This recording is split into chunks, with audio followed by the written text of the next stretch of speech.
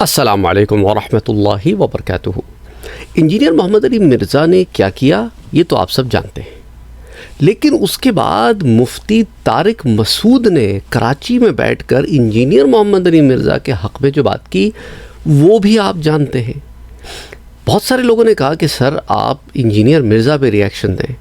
میں کہ ری ایکشن دینے کے بجائے میں نے آپ سے کچھ شارٹ کلپس شیئر کی، ان میں بہت زبردست ری ایکشن موجود تھا۔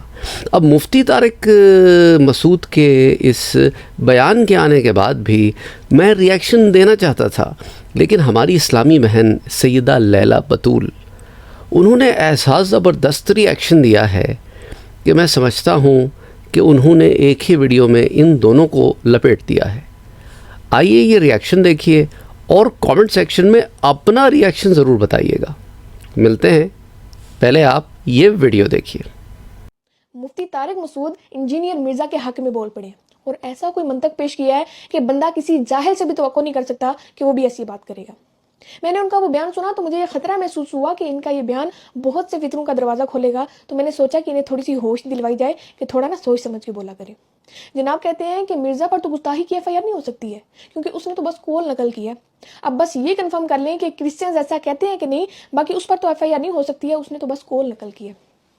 اور یہ آپ کیا بھی کس کے بارے میں رہے ہیں جس کا کام ہی ایسی گستاخیاں کرنا ہے۔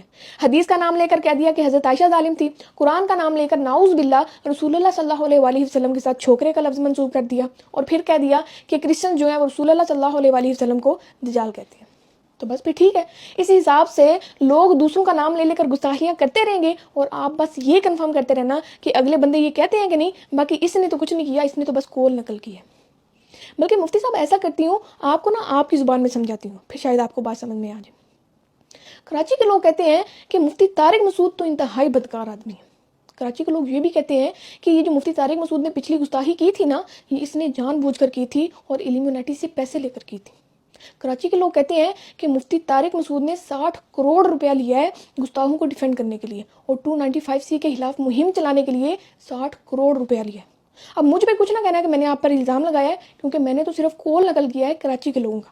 اب بس آپ یہ کنفرم کر لینا کہ کراچی کے لوگ ایسا کہتے ہیں کہ نہیں، باقی مجھ پر الزام کا کچھ نہ کہنا کہ میں نے آپ پہ الزام لگایا ہے، میں نے تو صرف کول نقل کیا ہے۔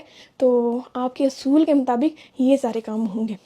اور پھر ایک گستاخی جس پر آپ کی غیرت جاگتی ہے وہ ہے صحابہ کی گستاخی، اور وہ بھی مجھے نہیں لگتا کہ صحابہ کی محبت کی وجہ سے ہے، کیونکہ صحابہ سے محبت ہوتی ہے رسول اللہ سے نسبت کی وجہ سے، اور رسول اللہ صلی اللہ علیہ وآلہ وسلم کی گستاخی پر آپ لوگ سو جائیں اور صحابہ کی گستاخی پر آپ لوگوں کی غیرت جاگ جائے تو یہ بات کوئی سمجھ میں نہیں آتی ہے۔ پھر محسوس یوں ہی ہوتا ہے کہ شاید شیعہ سے دشمنی کی وجہ سے آپ یہ سب کرتے ہیں۔ تو آپ کے اس بیان سے اس معاملے میں کیا کیا چیزیں ہو سکتی ہیں، اس کا کوئی آپ کو اندازہ ہے؟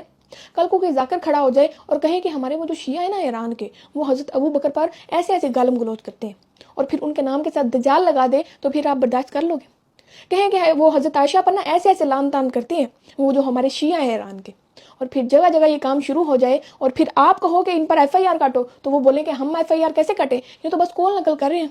اور پھر ہر گستاخ دوسروں کا نام لے کر کہ وہ ہمارے فلاں بابا جی کہا کرتے تھے، اور پھر آپ آگے اپنی من پسند کوئی بھی گستاخی لگا دے، تو آپ بس یہ کنفرم کرتے رہنا کہ وہ بابا جی یہ کہا کرتے تھے کہ نہیں، باقی اس نے تو کچھ نہیں کیا، اس نے تو بس کول نقل کیا۔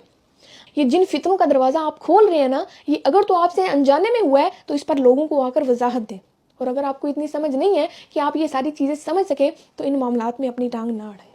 اور اوپر سے یہ جو آپ 295C کے خلاف بھی تھوڑا کام کر رہے ہیں آج کل، تو یہ آپ کی گفتگو کوئی ٹھیک نہیں لگ رہی ہے، یہ جو آپ کا انداز ہے نا یہ کوئی ٹھیک نہیں لگ رہا ہے۔ پتہ نہیں کیا بات ہے کہ لوگوں کے ساتھ آپ کا اٹھنا بیٹھنا ہے یا کیا معاملات ہیں، اللہ بہتر جانے، لیکن یہ جو آپ کی چیزیں ہیں نا ان کو ٹھیک کریں۔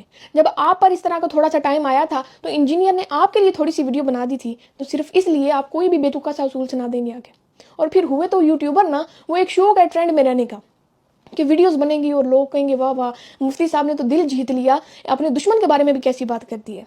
تو ایک ٹرینڈ میں رہنے کے لیے آپ نے اپنے نبی کی عزت کا سودا کر دی ہے۔ یہ ٹرینڈ اور یہ ویوز اور یہ حکومت کی چاپلوسیاں، ان سب سے فرق نہیں پڑتا، یوں چٹکی میں سب کچھ ختم ہو جاتا ہے۔ مٹے نامیوں کے نشاں کیسے کیسے، زمین کھا گئی آسماں کیسے کیسے، بندے کا تو نام بھی باقی نہیں رہتا ہے۔ تو اس سب سے بہتر نہیں ہے کہ اس سب کو چھوڑ کے رسول اللہ صلی اللہ علیہ وسلم سے وفا کر لی جائے؟ یہ ویوز اور یہ سب چیزیں یہ بندے کو عزت اور رزق نہیں دے سکتی ہیں. اپنے اندر نا کوئی توکل پیدا کریں. وہ جس بابے کا چینل بھی بند تھا پاکستان میں، جس کا نام نہیں لکھا جا سکتا، جس کی تصویر نہیں لگائی جا سکتی، پوری دنیا کی قوتیں اس کو بدنام کرنے میں لگی ہوئی تھی کہ اس کی زبان گندی ہے اور یہ ہے اور وہ ہے، ایک رسول اللہ صلی اللہ علیہ وسلم سے وفا اسے کہاں لے گئی؟ ذرا دیکھیں نا اس کو، کہ جب آپ سے صفیں نہیں پوری ہو رہی تھی مسجدوں میں کرونا کے ٹائم پر، اسی کرونا کے ٹائم پر لاکھوں کروڑوں لوگ ان کے جنازے میں کہاں سے آ گئے؟ آج بھی جب ان کا نام لیا جاتا ہے تو لوگ جھوم اٹھتے ہیں. یہ سب کہاں سے ہو رہا ہے؟ اس طرح کا نا کوئی توکل پیدا کریں اپنے اندر. یہ حکومتیں اور یہ ٹرینڈ اور یہ لبرل پارٹیز اور لبرل اسپیچیں یہ سب عزت نہیں دے سکتی ہیں. عزت دینے والی ذات وہ رب کی ہے. تو اپنے اندر کوئی توکل پیدا کریں اور واپس آ جائیں، چھوڑ دیں یہ ویوز کا لالچ اور لوگوں سے محبت کا لالچ چھوڑ دیں. ہم آپ کی عزت کرتے ہیں آپ کی باقی ساری اچھی چیزوں کی وجہ سے، لیکن اس کا مطلب یہ نہیں ہے کہ آپ کچھ بھی آ کر بولتے رہیں تو لوگ اسے صحیح سمجھیں گے. آپ ہمارے بڑے ہیں، ہماری عزت کی جگہ پر ہیں، تو یہ ہمارا آپ کے لیے مشورہ کہ صحیح راستے کی طرف واپس آ جائیں.